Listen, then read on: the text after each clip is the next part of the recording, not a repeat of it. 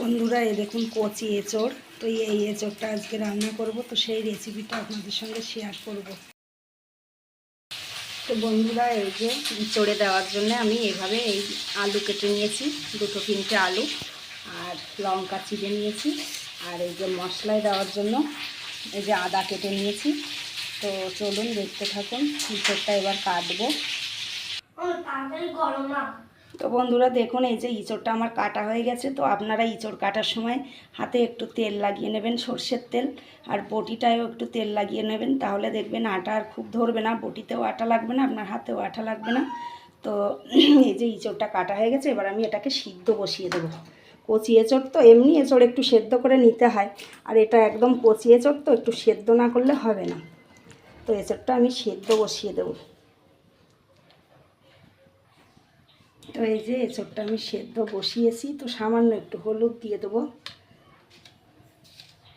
আর সামান্য একটু লবণ দিয়ে আমি এবার এটাকে ঢেকে দেবো।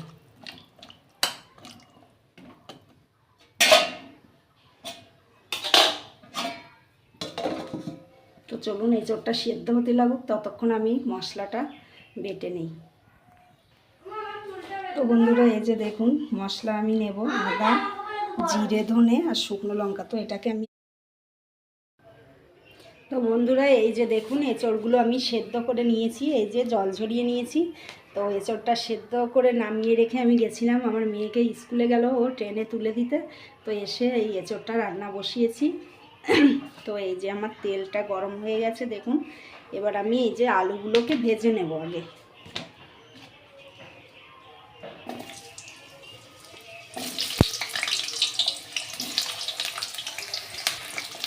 এই যে আলুগুলোকে ভালো করে ভেজে নেব।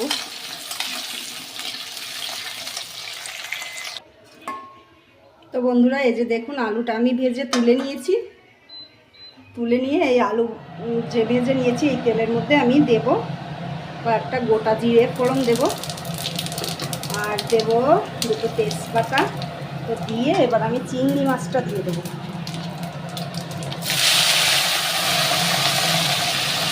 দিয়ে দিলাম চিংড়ি মাছটা, এবার একটু লবণ হলুদ দিয়ে দেবো।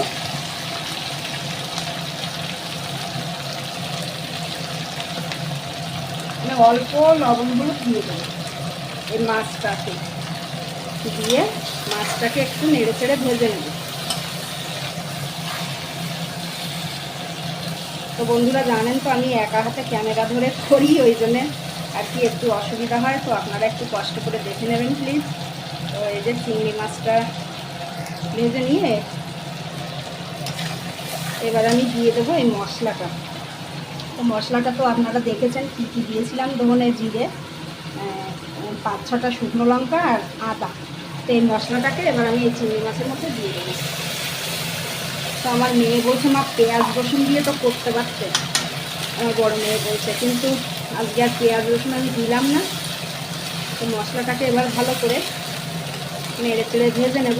এর মধ্যে আমি এবার লবণ হলুদটাও দিয়ে দেবো। দিয়ে দিলাম হলুদ,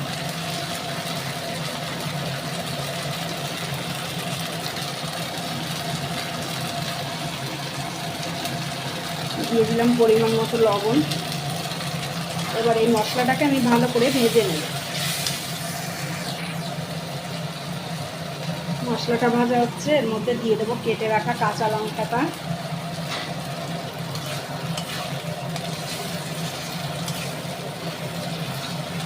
মশলাটা ভালোভাবে ভাজা হলে তারপরে এর মধ্যে ইঁচড় আলুটা দেব। তো বন্ধুরা এই যে দেখুন মশলাটা আমার খুব ভালোভাবে ভাজা হয়ে গেছে। এবার আমি এর মধ্যে দিয়ে দেবো এই যে সেদ্ধ করে রাখা ইঁচড়টা, সেদ্ধ করে জল ঝরানো এঁচড়টা দিয়ে দেবো, ভেজে রাখা আলুটা দিয়ে এটাকে আরেকটু ভালোভাবে নেড়ে চেড়ে ভেজে নেব, নিয়ে তারপরে জল দিয়ে দেবো। তো এই যে দেখুন বন্ধুরা মশলাটা খুব ভালোভাবে ভাজা হয়ে গেছে। এবার আমি দিয়ে দেবো জল।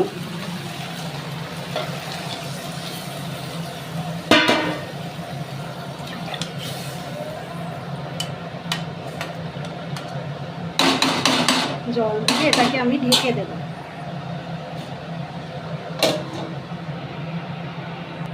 তো এটাকে ঢেকে দিয়েছি, এবার নামানোর সময় হলে আবার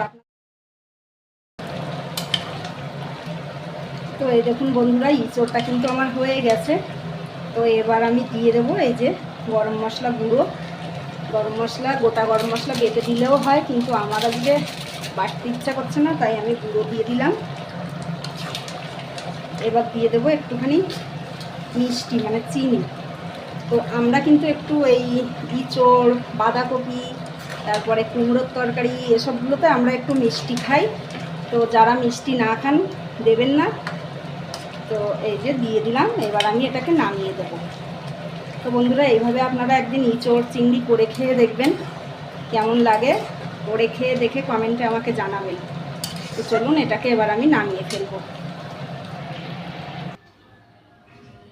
তো বন্ধুরা, এই যে দেখুন তরকারিটা আমার হয়ে গেছে, ইঁচড় চিংড়িটা। তো আপনারাও এইভাবে করে খেয়ে দেখে জানাবেন কমেন্টে কেমন লাগলো। আর এরকম আরও ভিডিও পেতে আমার পেজটিকে ফলো দিয়ে রাখবেন, ত্রয়ী ক্রিয়েশন। আর আমার ইউটিউব চ্যানেল ত্রয়ী ব্লগ, এটাকে সাবস্ক্রাইব করে রাখবেন।